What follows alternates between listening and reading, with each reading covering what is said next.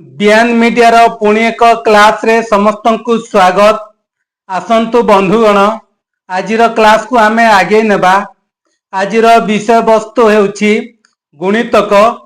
तेबे आसंतु समय आ विलंब करिबा नहीं, आज क्लास को आगे नेबा। देखिबा गुणितक काहाकू कहा जाए प्रथमे आमे जानिबा।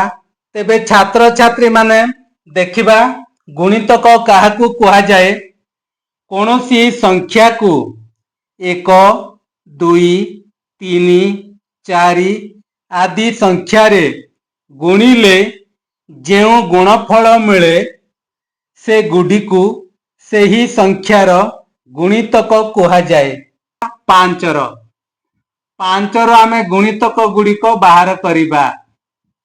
गुणितक 5 रो गुणितक गुड़िक आमे बाहर करिबा।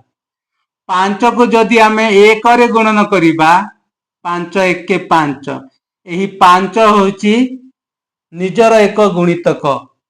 सेमती 5 को आमे 2 रे गुणन करिबा 5 दूणे 10, एही 10 5 रो एक गुणितक।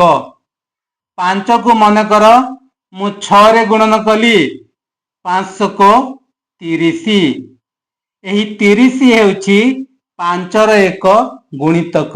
अर्थात कौनसी संख्या रे जदि आमे जे कौनसी संख्या साहाय्य रे जदि गुणन करिबा जे गुणफल बाहरिबो सेही गुणफल हबो उक्त संख्यार गुणितक।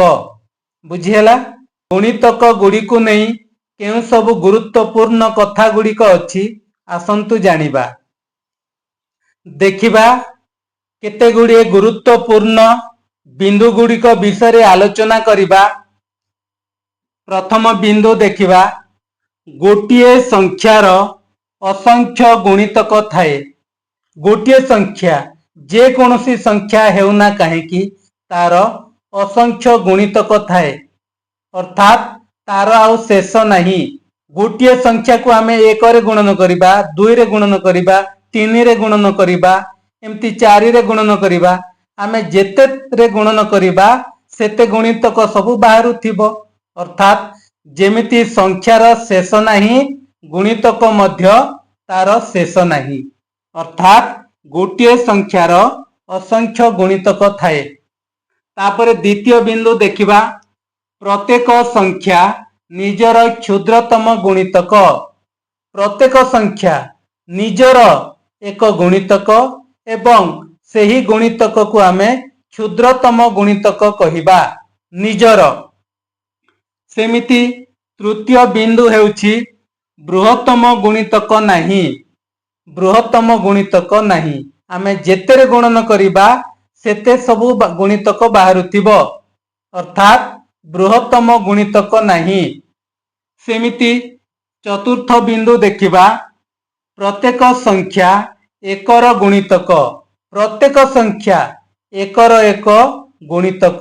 जेते सबु संख्या अछंती सबु संख्या एकर सबु हेउछंती गुणितक। सेमिति पंचम बिंदु हेउछि शून्य रो गुणितक 0। अर्थात 0 को जदि आमे 0 रे गुणन करिबा 0 0 0, 0 रो गुणितक होछि 0, अर्थात निजे निजर एक गुणितक। ए थिला किछि गुरुत्वपूर्ण बिंदु गुड़िक विषय आमे आलोचना कलु। छात्र छात्री माने ए थिला गुणितक को नहीं किछि विषय वस्तु मु रखिली। परवर्ती समय रे अन्य विषय सहित पुनी नुआ एक क्लास रे देखा हेबा। सेही समय पर्यंत रहुछि। समस्तंकु धन्यवाद।